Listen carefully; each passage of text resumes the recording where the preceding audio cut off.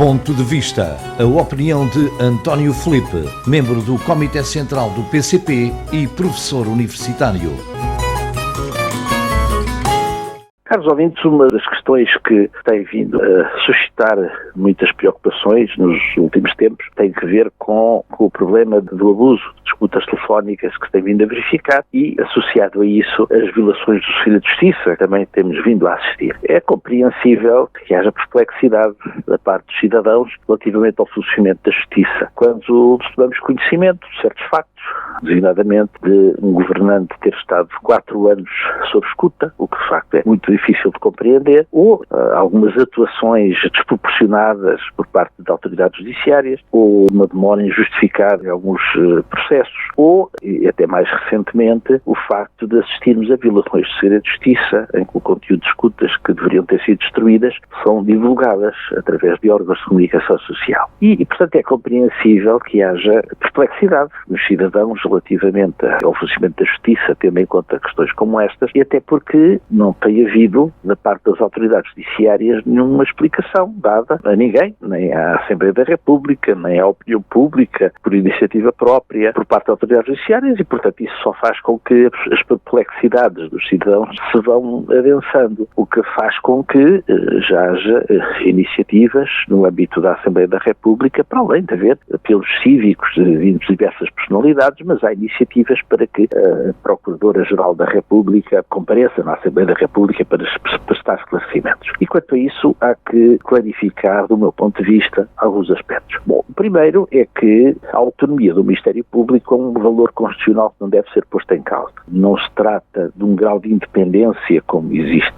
juízes, em que os juízes são absolutamente independentes na forma como julgam, como tomam as decisões que nos termos da lei devem ser chamados a tomar. O Ministério Público tem uma situação diferente. O Ministério Público é responsável pela direção da investigação criminal e é responsável pela acusação que seja feita em processo criminal, sendo que é autónomo e deve ser autónomo relativamente ao poder político, mas tem uma hierarquia funcional, não é, que tem no seu topo o Procurador-Geral da República e é escrutinado internamente pelo Conselho Superior do Ministério Público. Mas, portanto, este princípio de autonomia, ou seja, que o Ministério Público não pode ser subordinado a nenhum outro poder, é um valor essencial que deve ser preservado e, nesse sentido, há que deixar muito claro que o Procurador-Geral da República, e neste caso a Procuradora-Geral da República, não responde politicamente perante a Assembleia da República e não pode, porque está legalmente impedida de o fazer, de prestar esclarecimentos concretos ou processos em concreto, até porque o Procurador-Geral da República não é titular de processos. Os titulares dos processos são os procuradores que são responsáveis pelas respectivas investigações. E, portanto, deixando isto claro, importa referir que, de facto, justifica-se